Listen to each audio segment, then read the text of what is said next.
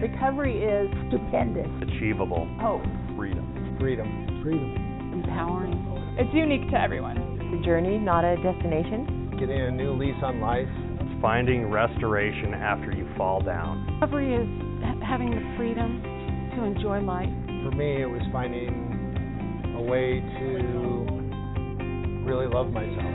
My recovery is possible in part because of my own sense of purpose. When I start to think about the beginnings of my recovery journey and what gave me purpose then opposed to now, it's kind of like my toolbox. Like it gets to get repurposed, and I get to add new things to that. And that, I think, is the same for what gets me up every morning to do this again, right? And what's my purpose every morning to wake up and do this again.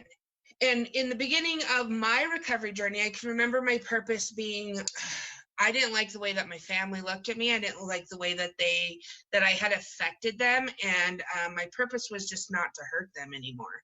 And if any step during my day, if it was helping that purpose or hurting that purpose, like I was like super hyper aware of that, because I really just didn't want to hurt people anymore. And that was my mission, my purpose in the beginning of my recovery. So my purpose over time in my journey of recovery has also evolved because, I get released from jail October of 2007.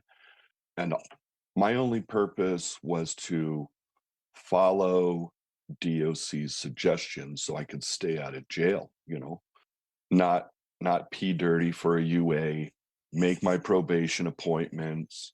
And of course, I had to do SUD treatment and mental health treatment. I just didn't want to get violated. So my purpose at that particular time, early in recovery, when I didn't even know I was in recovery, was just not to go to jail and just see if I had enough courage to do what was asked of me by the state, and that was scary for me. I didn't know if I was going to be able to even do that.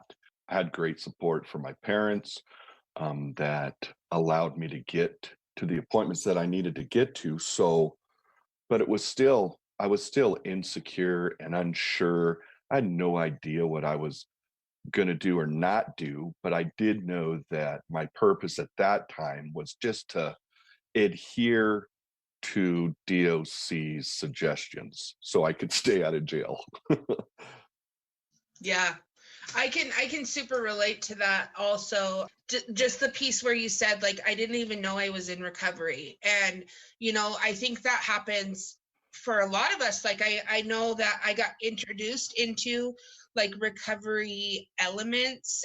I don't think I embraced them wholeheartedly at such a young age, but like I got introduced into them at a very young age. And I look back, in hindsight's 2020, it's like, okay, that's where my road started, right?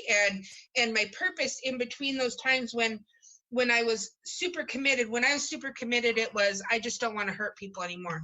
When I didn't really want to embrace what recovery had to offer, it was that same idea of, okay, check the box, make yourself look better for this court system, or if you do this, they'll get off your back. And that was kind of how I was in the world of, people pointing out to me that maybe there's something you need to work on, and me just not being willing to, and my purpose there too, right?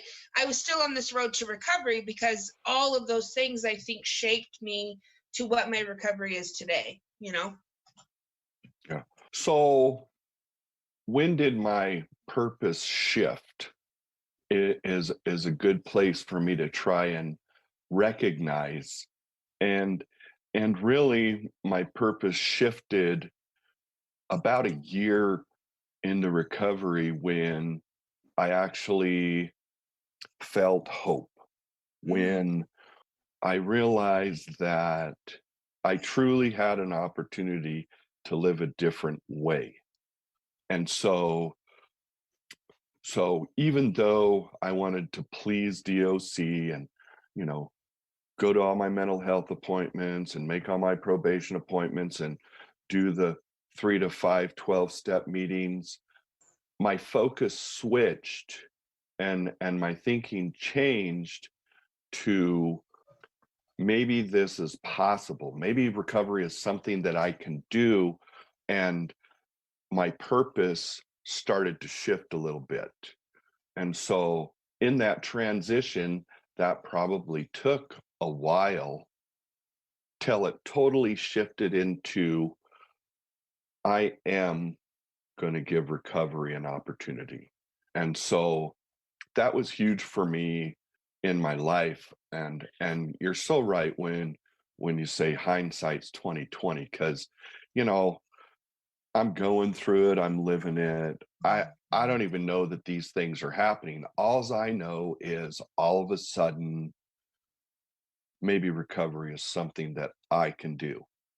I had no idea that my purpose was shifting and yada, yada, yada. I'm just trying to make it day by day, but being able to look back on it, my purpose totally shifted to where, I wasn't always thinking about, well, I have to do this because DOC says, or I have to do what my mental health provider suggests to me because that's what DOC says I have to do. It became more of, what opportunity is this going to give me to make recovery even more possible than the way that I feel now?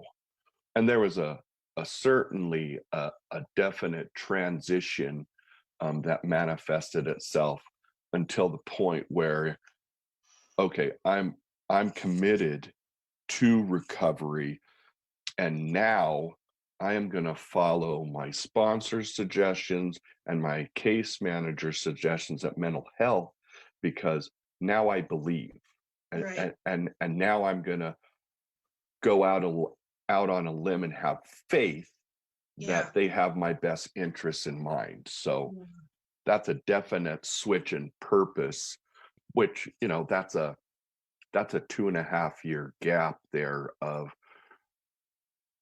my main purpose was DOC. And then there was a period of time where, I was weighing my options and finding hope and learning what faith was all about till I committed to recovery. Yeah, that's a really good point. Like, I think back to, like that first, kind of time I really thought about what was my purpose, and it was like, okay, I just don't want to hurt people anymore. Okay, but how do you do that? And for you said it was like a year. For me, it was like about 2 years of like, yes, that's my purpose, but it sounded really good in theory, but in practice it was kind of a mess.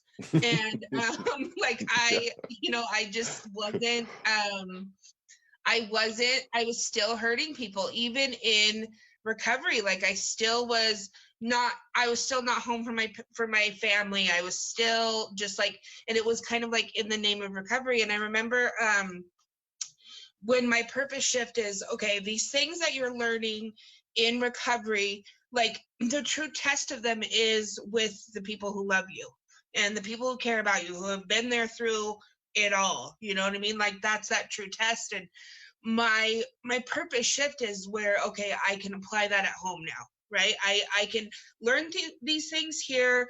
I can be around this group of people who embrace my suck, right? And now I can apply it at home. And that took me a while.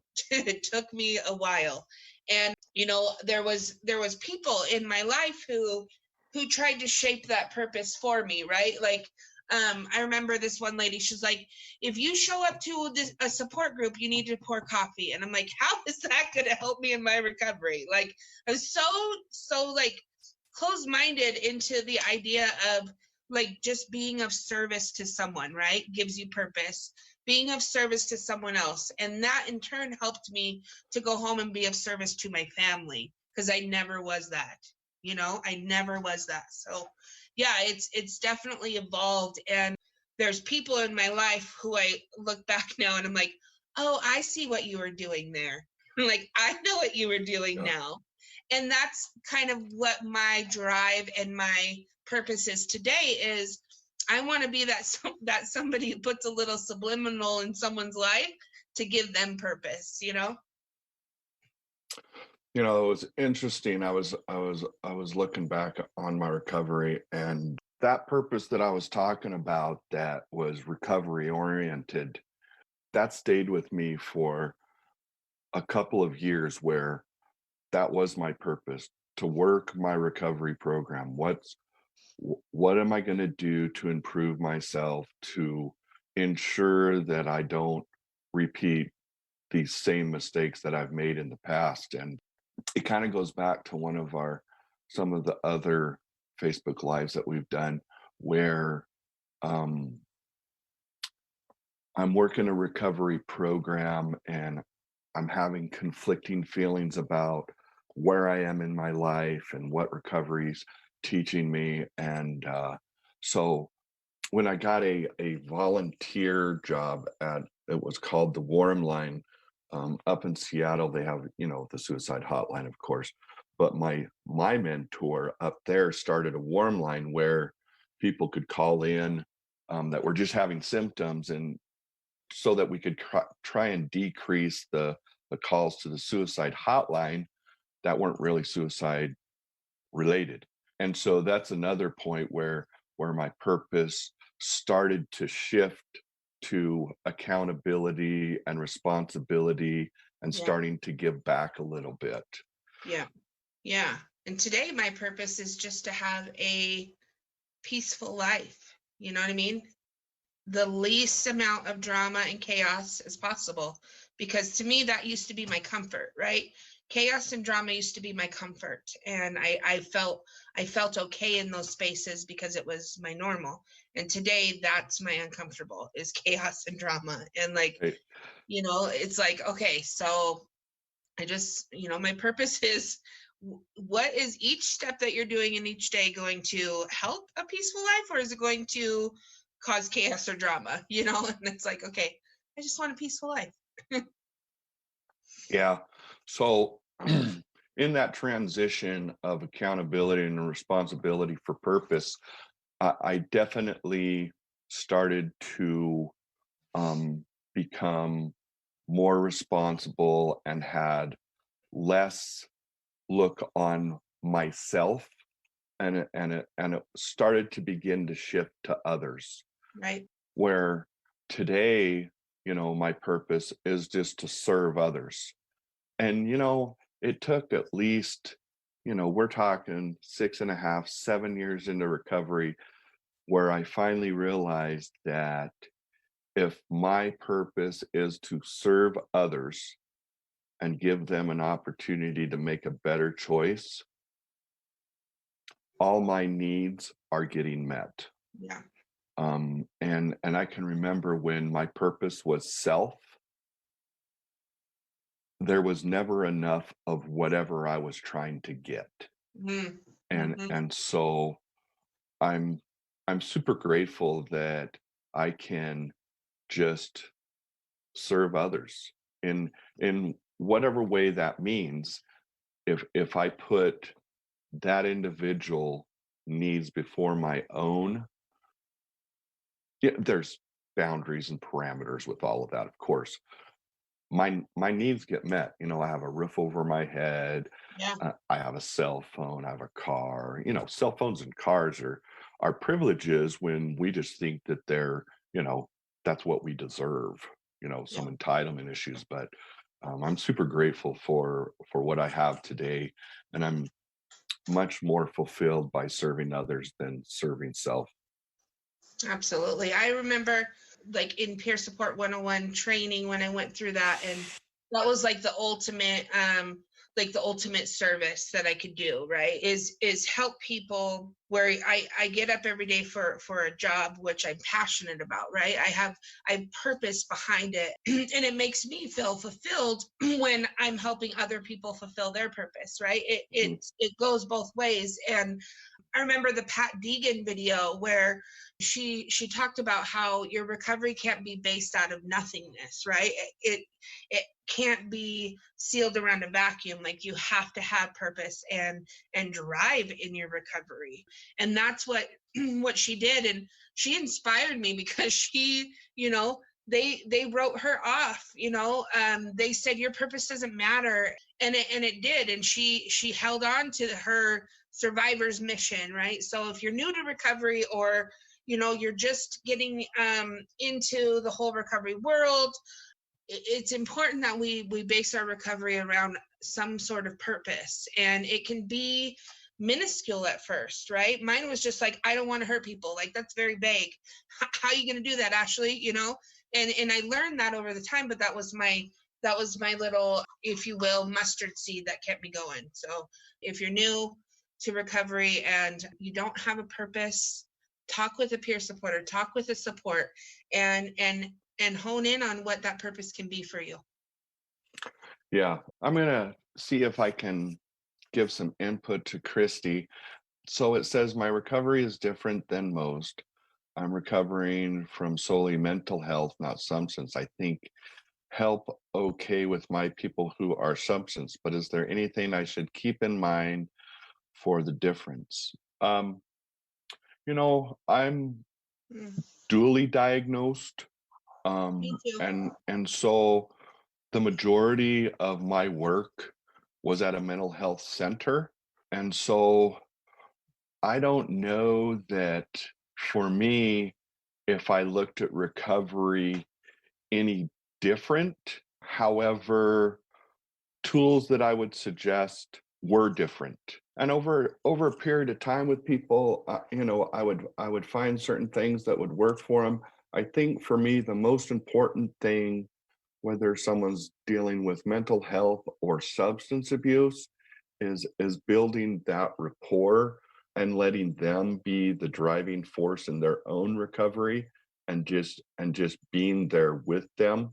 And I have found that building that rapport and being with that individual will reveal to you how to move forward on how to best support that client. So that's been my experience, and most of it's been in the mental health field.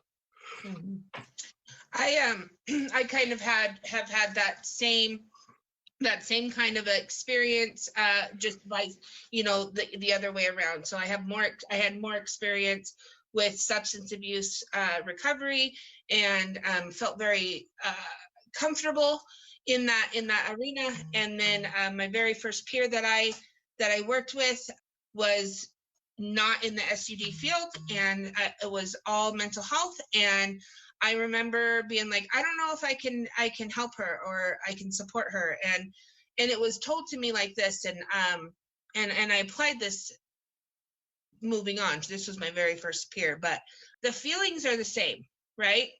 The feelings are the same, whether you have addiction, or you have mental health, or you have alcoholism, or trauma. Like, those feelings, those internal feelings are the same for all of us. The only thing that's different is, like, if I'm going to relapse in my substance abuse, right, that looks different than the relapse in a mental health field, right?